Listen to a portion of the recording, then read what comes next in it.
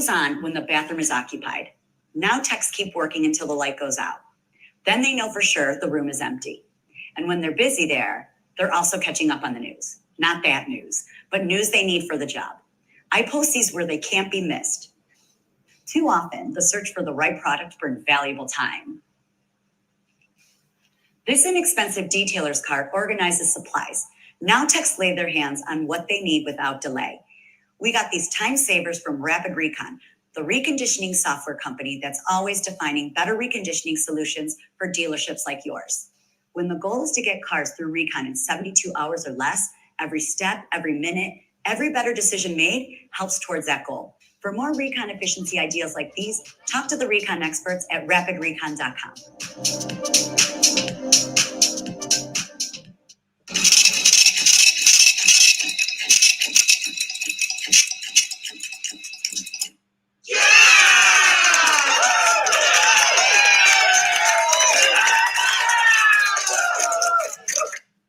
And thanks to all our sponsors. Good morning and welcome, everybody. We like to always start with a few books.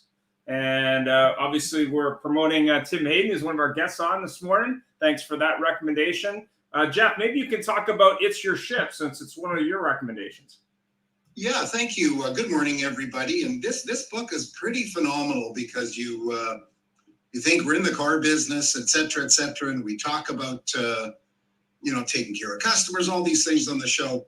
And this book was actually something when I joined a dealer group a few years ago that was required reading.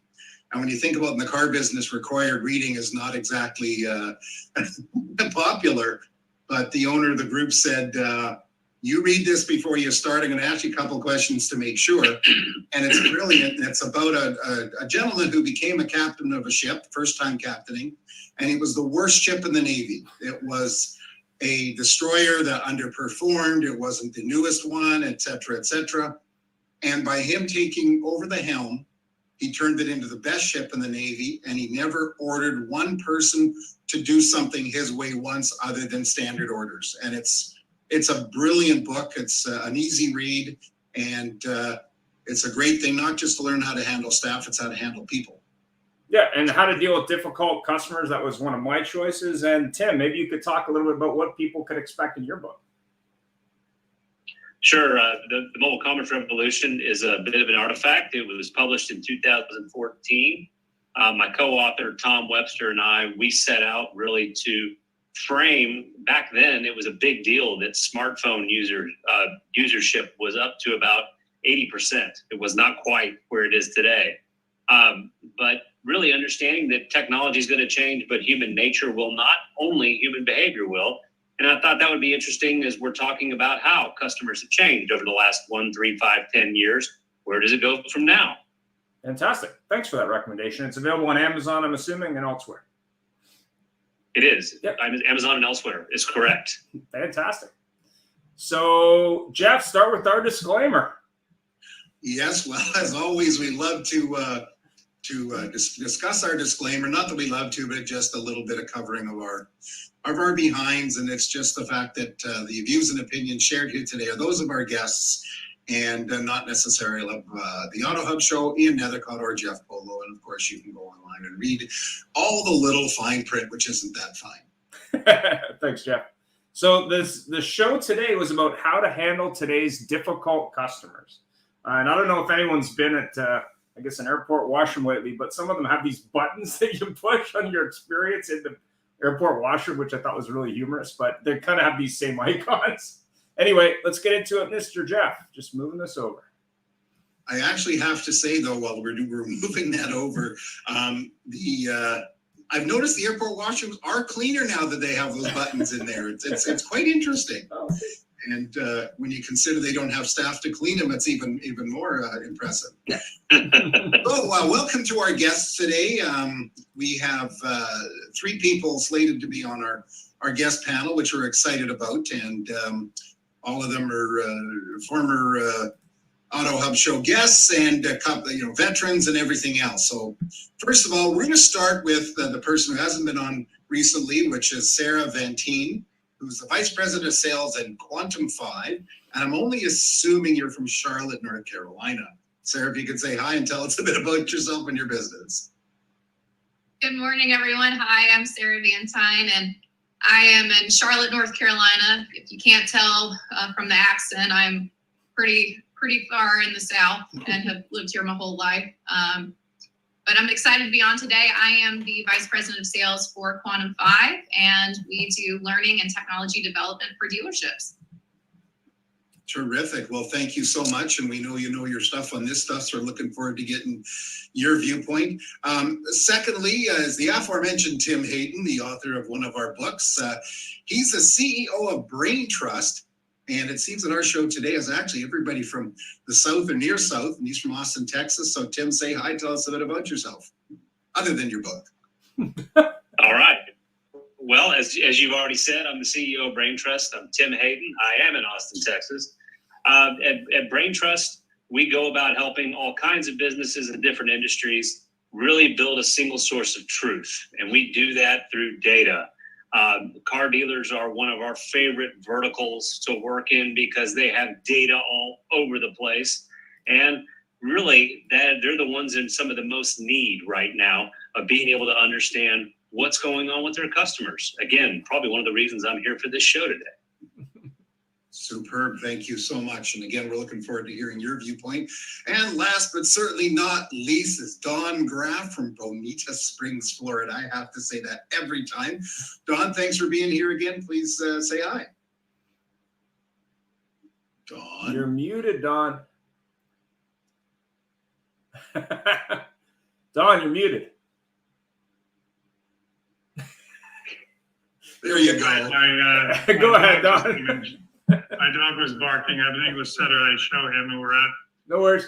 Go ahead. Tampa yesterday. He was a little rambunctious, so he's still a bit lively from being out. So go ahead, Don. Tell us about yourself. Happy to be here today. I'm Don Graff Automotive Advisors, small consulting company in Bonita Springs, based in New Jersey previously to the prior 6 years. We work with dealerships on people, process, visibility, and finances. That's where we believe you're going to find most of the action, most of the issues. I'm looking forward to today's session, especially with some of the new guests. Haven't spoken with Tim before, and looking to hear what Sarah has to say again.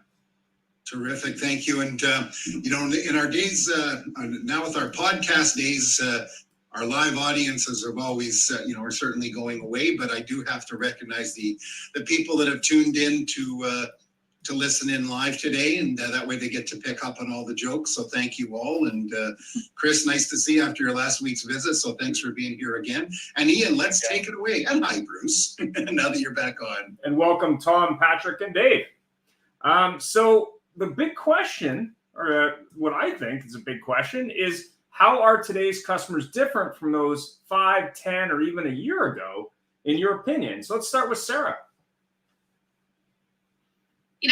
This is a really passionate question for me. And really, I think we can all agree that there is a lot of heightened anxiety in today's culture. And, from the time that I first got started in the auto industry, so it was 2009, it was right off of, several OEMs being in bankruptcy. There were inventory challenges then, of course, a little different scenario than what we're dealing with today. But one thing that I remember in 2009 was there was a lot more present where customers just had the sense that you were ultimately there to help them. They didn't really feel as insecure about what you were saying, or they wouldn't necessarily question if it was valid. Today, I think there's just such a heightened anxiety where people really want to know and confide in people that they feel they trust. And so they might hear initial information from, an announcement or some kind of bulletin, or they might see something in the news.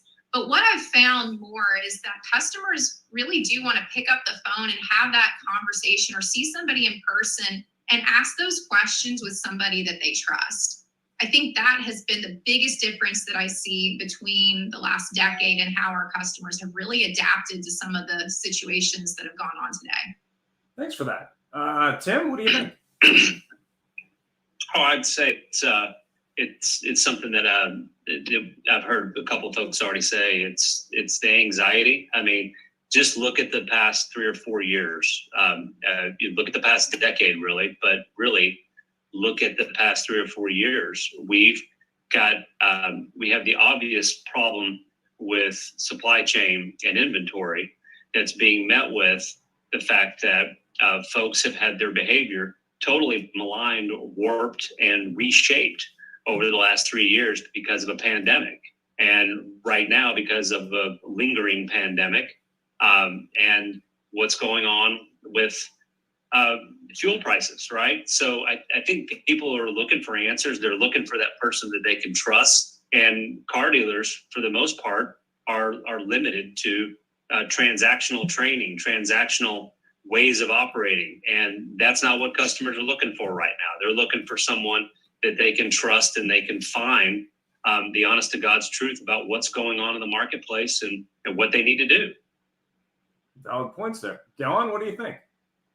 I would tend to agree with Tim's view that we have spent so much time teaching car people how to relate to customers in a transactional way that we have not spent time with them to look beyond that and see that they are people with real needs. Going back to the young lady that was speaking earlier in the video that you had, that you have to become more acute at listening to what the person has to say that's sitting across from you, or when you first view them through the showroom window when they drive up to see what their needs may be.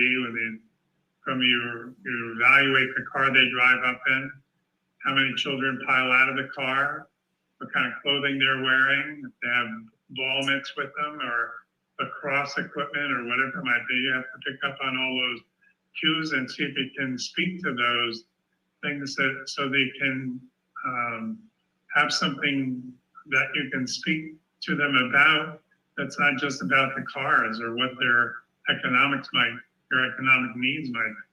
That's what I think we need to do more of. Thanks for that. Jeff? Well, it's a very good point you made there. And of course, we don't run the video that we do openly before on the show, just because we get in big trouble. But you made a good point there, Don, that the lady mentioned about listening.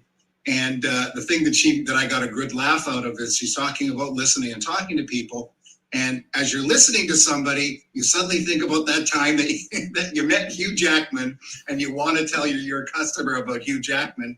And Ian and I are dealing with this all the time. We're going, oh, here's what we want to put in. But as we always say, the show's about our guests. So our show's been around for about 3 years, and we're pretty proud of that. But we keep hearing stories about how things are going and how dealers are. And you see posts and everybody saying, well, we're a customer-centric operation and etc. And then you see somebody posts on LinkedIn or something, I just got $100,000 over MSRP for my Lightning. Woo! And so we keep hearing how they changed and how things are better for customers and everything else. And then some of them are just sitting there going like this. I got something somebody wants. So what's your opinion about this two totally different viewpoints of things?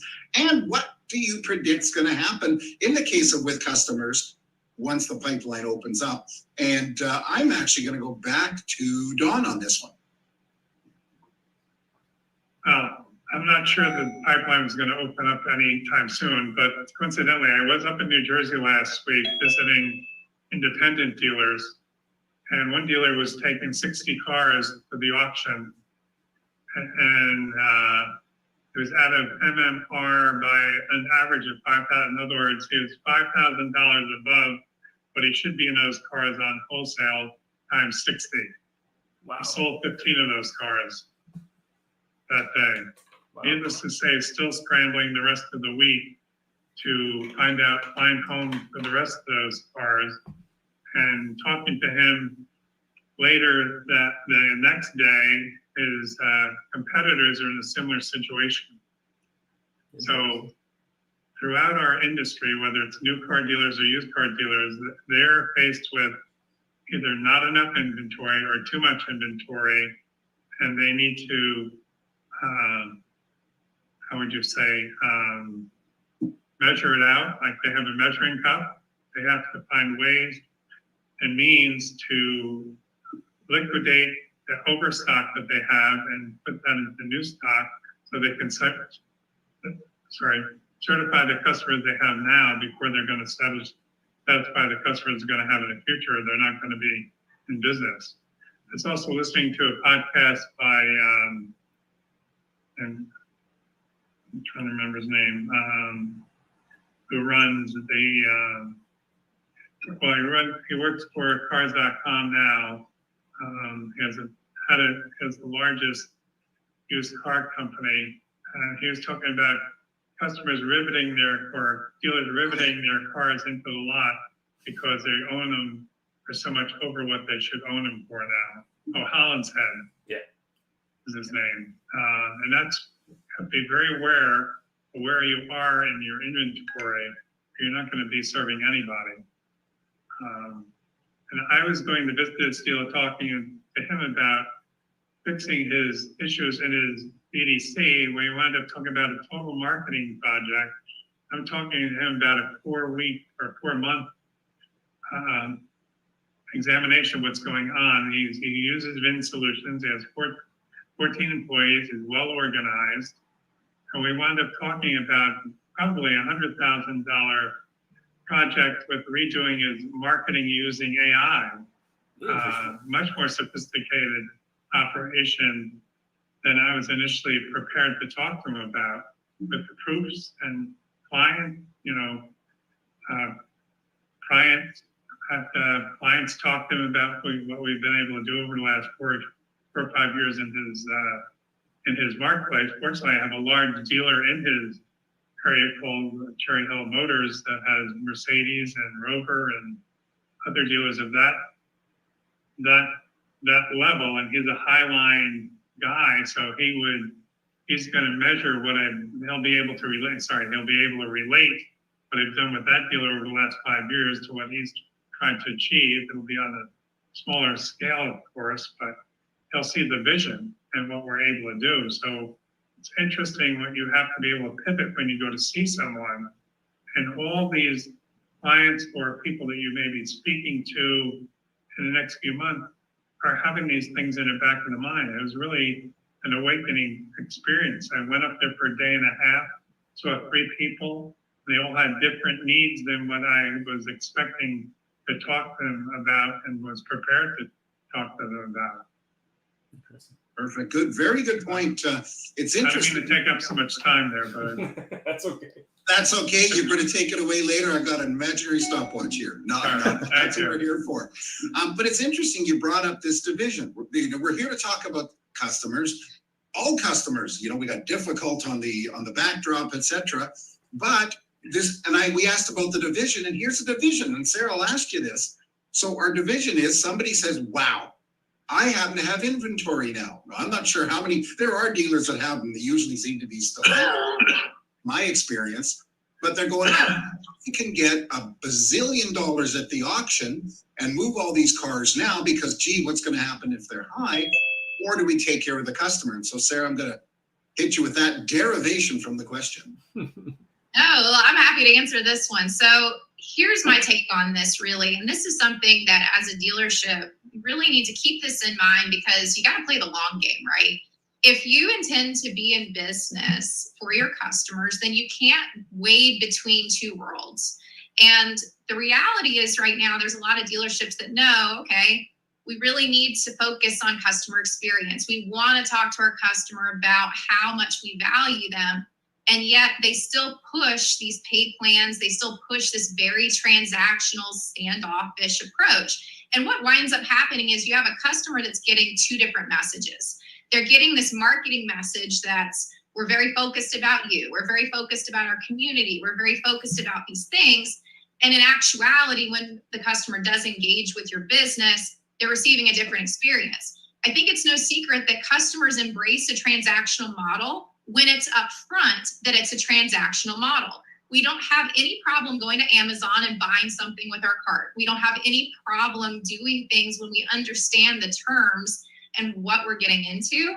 But when you're walking that balance between not having processes, not having training, that go with what your company culture is, that's where you start to see those divisions between customers. And also that's going to create friction between the dealership and the OEM, because you're delivering two very different experiences to your consumer.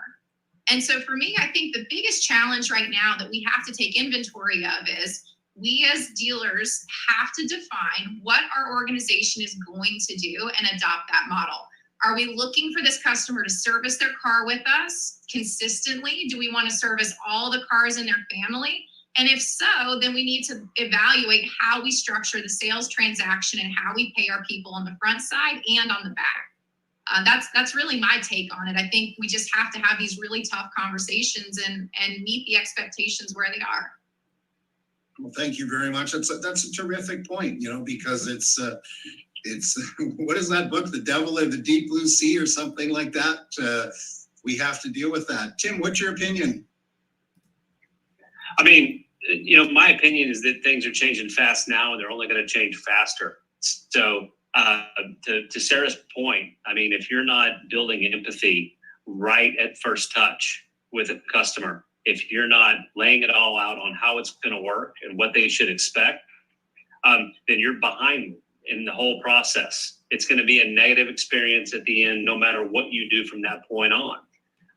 It's what we were talking earlier about building trust and about having an honest conversation and being as transparent as possible about what's about to take place. And that goes as far as letting people know, hey, this is how I'm going to be compensated, and this is how the dealer is going to make money on this, right? I think that's extremely important, especially as we move into this new age of cars that are more dependable, this is when the pipeline opens up. And of course, EVs, you can't ignore them anymore. I think that's the thing that's driving so much of the markup over MSRP right now. The government is involved one way or another in terms of incentivizing us to go buy them, at least from an education and communication standpoint. They're trying to have us believe that's what we need to be doing. The dealer's in a fantastic place to be able to fortify trust and build a relationship with a customer. And the very first step on that is by being transparent and empathizing with that customer. Some of the stuff that Don was saying earlier, very, very Dale Carnegie-like things, right? What college sweatshirt are they wearing? And do they have a soccer ball in the car? That kind of thing. It goes way beyond that now. It goes way deeper than that. And again, from my point of view, if they bought from you before, you better know all these things before they even arrive on the lot, because you've got the data, and the data will tell you what their experience has been with you in the past. That helps you build empathy. Fantastic. Thank you. Our good friend Larry Feldman has raised his hand, which is really nice because normally he just starts talking. But hello, Larry, you had a comment to make. I can't be offended because I am a car salesperson, so there's nothing that offends me. I got to say, I agree with what everyone said, but I find it amusing that everybody's talking about how important it is to be transparent now. It was always important to be transparent because salespeople that screwed their customers or didn't answer their phone when they had a problem never got any follow-up or repeat business. And that's always been and will always continue to be the key to success in any business, but particularly ours. It's not the deal, it's the deal after the deal. And if you're not straight up with people, and if you're not looking them in the eye, and if you don't do what you say you're going to do and follow up, you're lost. And so everybody's right, but it's always been a principle that made sense to me. Great thought there, Larry. Can I make a comment on Tim and Don's statement about one thing that really too that you have to keep in mind is it goes beyond to what if you're I'm very aware of it, being a mom, being somebody that comes into a business, and I kind of get you're a mother and that's your identity and your role based on the information that I see of you. But one other thing that we have to keep in mind is we also have to see what is valuable to that person and build value based on what's important to them. It can't simply be based on what we visually or even what the words that they're saying. We have to go even further now to make sure that what we're proposing actually is valuable to that consumer. Yeah, I mean, there was a video a local dealer put online the other day. I think he was at a restaurant and he asked for an off-menu experience. and was provided that. And he says, when you're charging list or above list, yeah, you kind of have to deliver on the fact that you're making all the money. I mean, you kind of got to deliver that experience before and after the sale. And if you're not doing that, you kind of got to rethink that, because the fact that you're making all the money is great, but what are you doing to make that experience special for the customer or unique for the customer? And I thought that was a really good point. But we've all had online quotes, online presentations, touch-free ability. I know the manufacturers are all talking about digital retail and that kind of thing. We've had a guest on talking about online penny perfect payments. What do you think the future of digital automotive is? Do you really think that customers are going to move from that 10% goalpost now to 100% over the next little bit? What do you think? Let's start with Sarah. Look, I mean, it's all going to come down to what options are available for the customer to engage and what specifically the need is. So I don't think it's ever going to go to a completely digital experience, because let's be real. How many times have y'all ever had, I mean, anybody that's ordered anything online and has had a problem with their order knows it's next to impossible to try to get something resolved if it's completely digital. And we all get very frustrated with that. I mean, that's what's going on with the airlines right now, where these consumers are going, I need help. I need somebody to fix this. This was all created by computer systems and algorithms and things to, logistics. But at the end of the day, I'm still a human being that's stuck in an airport, and I still got to get to my destination somehow. And so in those moments, we want that human touch. We want somebody to be able to think faster than a machine, look at all the information and make that decision that works for that consumer.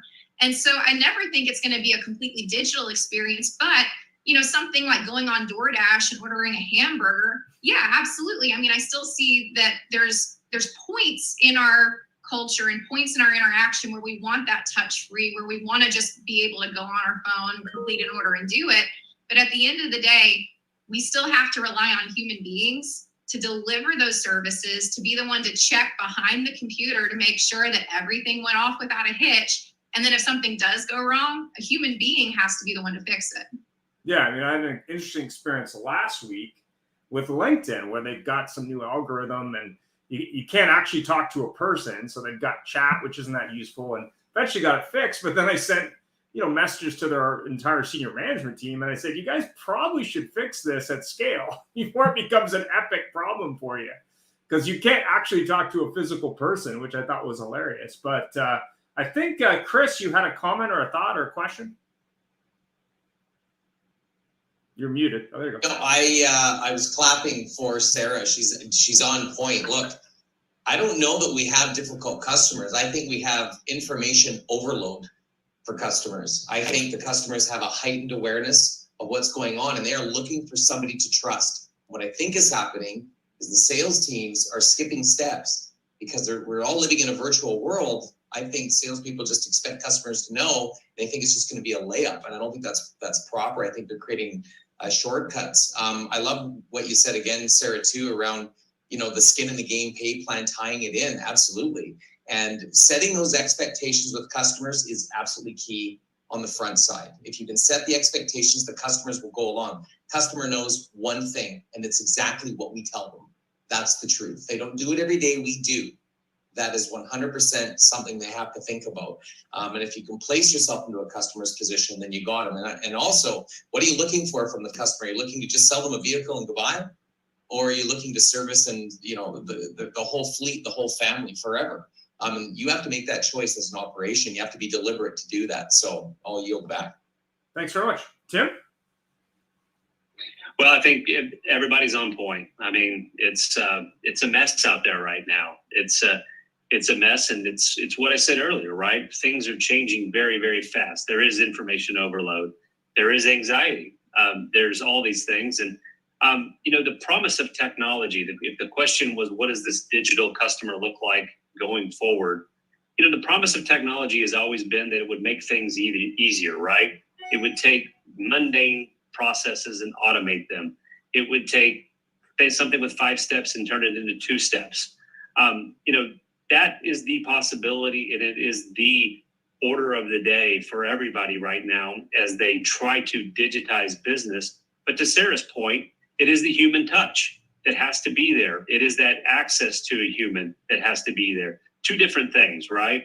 It has to be a customer experience, albeit digital customer experience, that is empathetic and frictionless for the customer. They find the information that they need. They get the answers to the questions that they have every single time, or as best as possible. And then they've got a button they can push to find someone who's very knowledgeable about them and the thing they're looking for. That's how every major retailer is orchestrating things right now.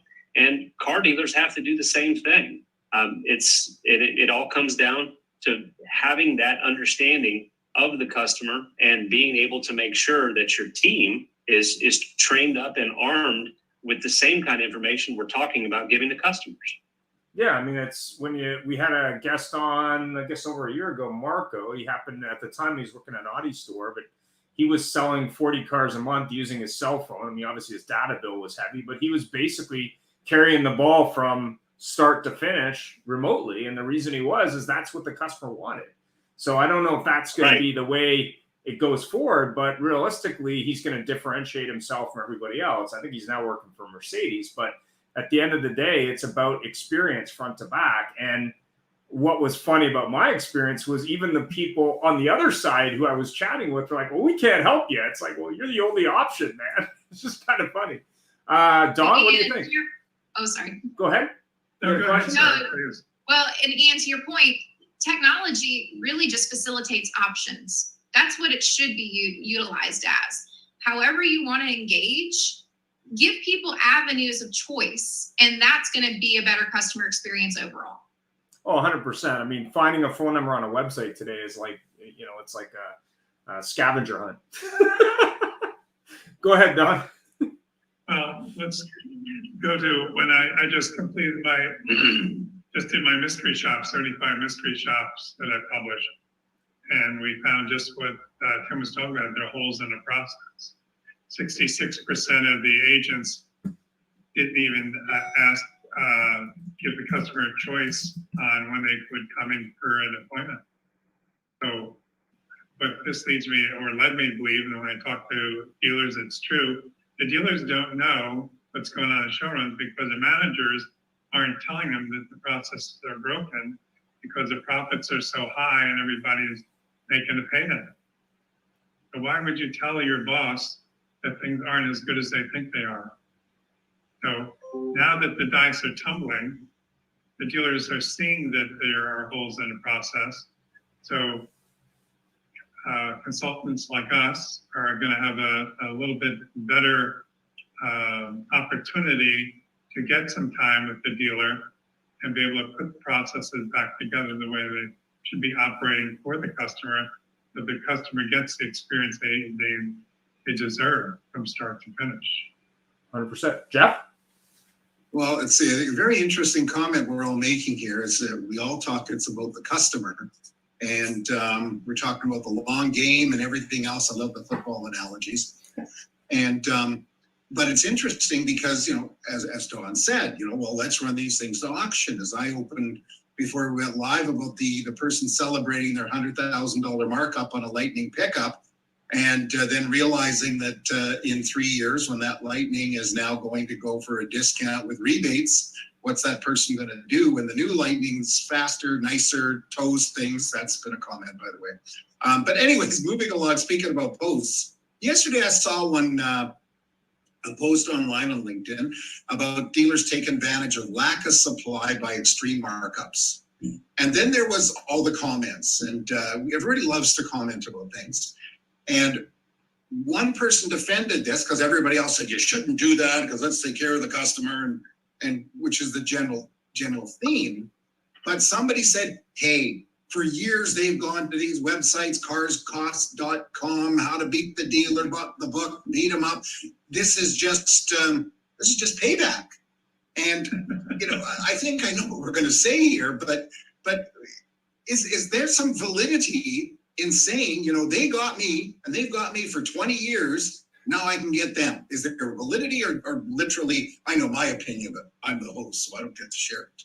And I'm actually got Tim staring right at me right now in the limelight. So I'll ask you that, Tim.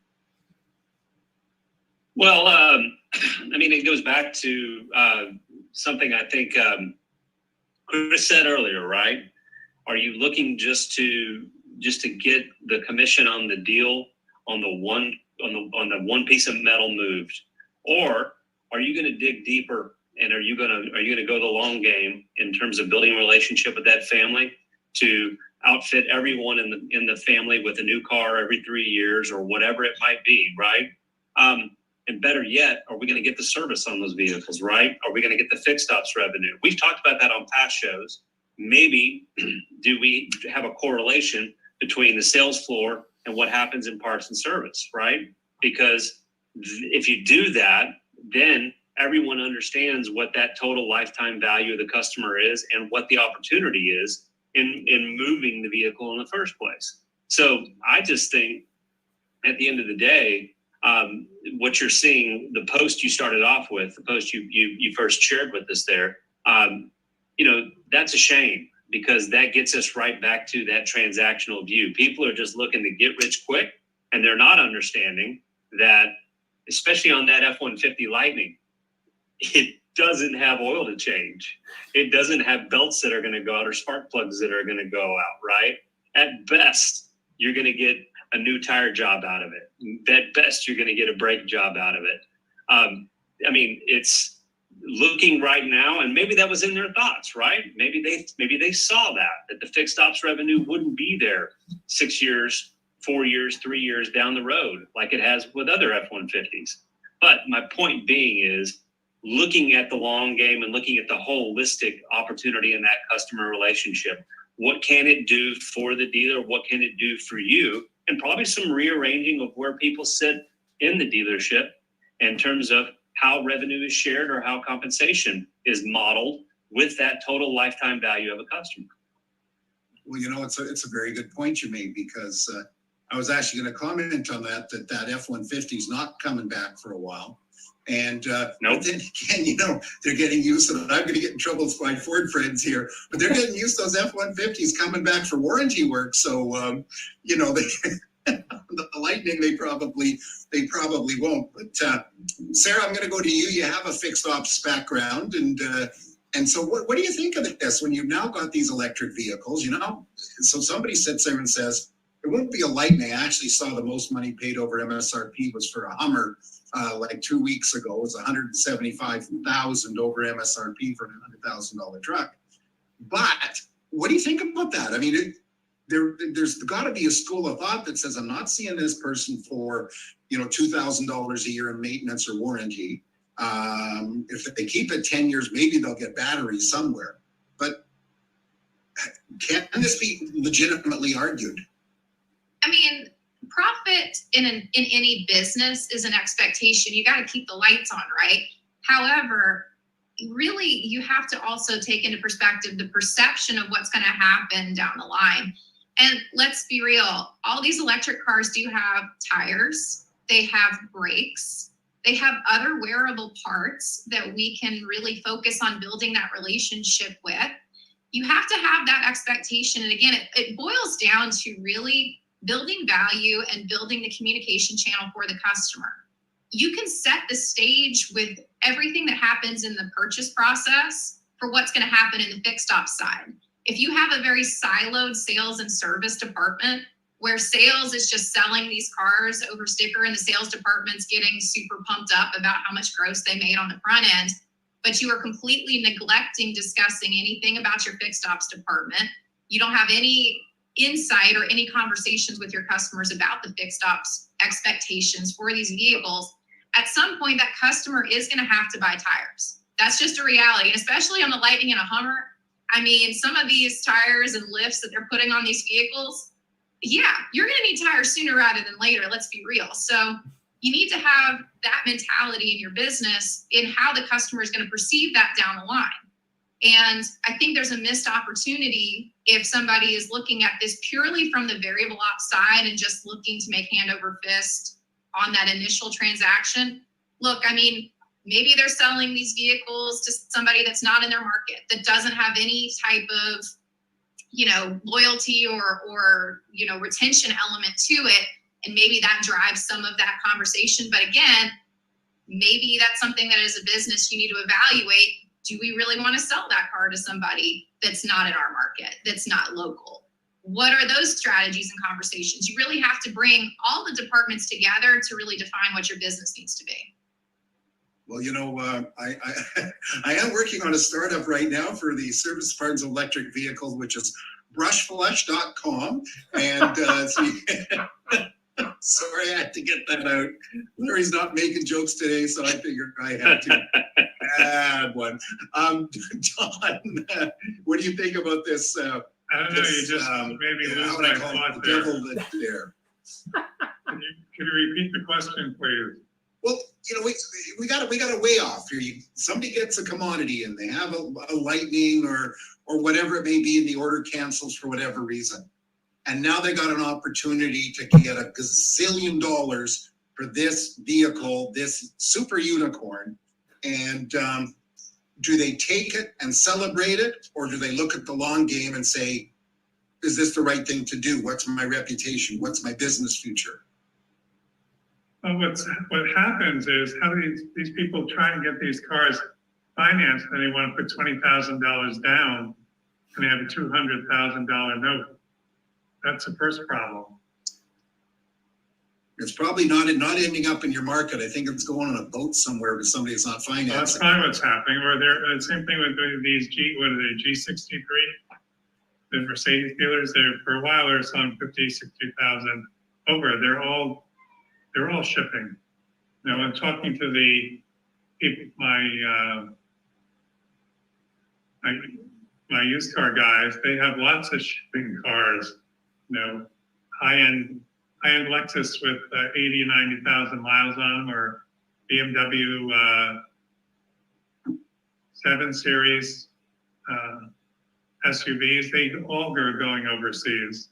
Right. Especially if they're black on black. It's like when I was in retail. It's the same thing occurring. Or if they were diesel back in the day, they're being shipped. We have a lot of shipping issues up here in Canada too, except they're going to you guys. What's that doing to the marketplace? You're not growing your own market. I was visiting a client in New Jersey that they have four franchises. They do not sell their cars in their local market, say with 20 or 25 mile radius over a list price. But they do sell the cars if the customer is 25 or 50 miles away, they will sell them at $4,000 or $5,000 over. So they want to sell those cars that far away because they want to keep the customers close. They want to keep customers coming back for service. Yeah, fair enough.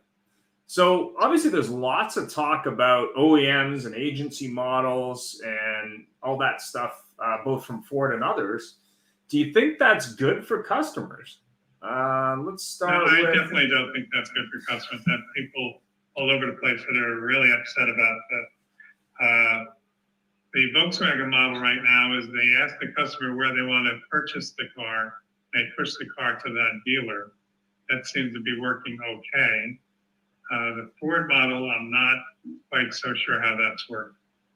Yeah, I think Ford, it was interesting because they shot a volley basically from the CEO down saying, this is what we're going to do. And then there's a lot of noise online and elsewhere, I'm sure from the phones as well. But their argument, based on my take on it, was that they wanted to just do that for electric. But, I'm not sure what the other manufacturers are doing other than witnessing to see what's going to happen and go from there. But what do you think, Tim? Well, I mean, again, I think we're going to see all kinds of different ways that OEMs and dealers dance with each other on how they get new product to market and how they get it in the right hands of the right people at a fair price. I think the thing that happens when someone doesn't pick up their Lightning or just says, hey, keep my deposit and I'm not going to buy it. And then they turn around and they sell it to somebody else for $150,000 over, $100,000 over. I actually don't think that's wrong that they're doing that. What's wrong is that they're going to LinkedIn or Instagram or anywhere else and they're saying, look what I just did. I think that's where that's wrong. I mean, if the demand is there, I think dealers have an opportunity to capitalize. I still think what I said before and what others have said, it's about building a relationship and understanding what the long game is with that customer, his or her family, their neighbors, their coworkers, the relationship that comes with them. And you run the risk if the OEM is there before you, or you run the risk if you've tarnished that at the get-go by charging twice the value of the vehicle. Hey, Tim, just how about if we flip that perspective on its head? How about the geniuses at the OEMs? Their latest thing is let's charge for options. And then if you buy the car after the lease has run out or the original purchase, you may have the option, but you may have to pay for it.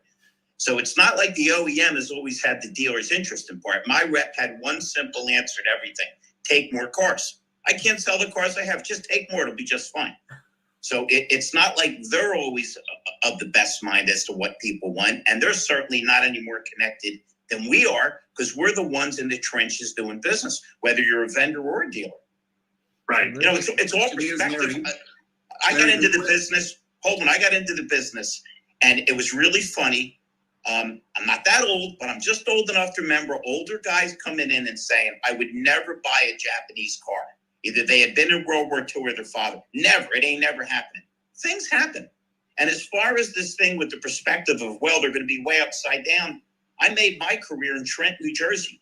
Everybody had bad credit. You couldn't enter the city limits unless your credit was bad. Okay? So we had tons of people come in that were zillions of dollars upside down. This too shall pass. It's all supply and demand, right? Right. I talk about in my classes the Honus Wagner baseball card, which just sold for $5 or $6 million. They think the Mantle rookie card is going to trump that. That's insane. I'm a musician. Springsteen now wants to charge $5,000 for floor seats. And if you go see the Stones, you can pay $20,000 to see Keith Richards, who hasn't written a great song since Exile on Main Street. It's supply and demand. Yeah. This isn't complicated. No.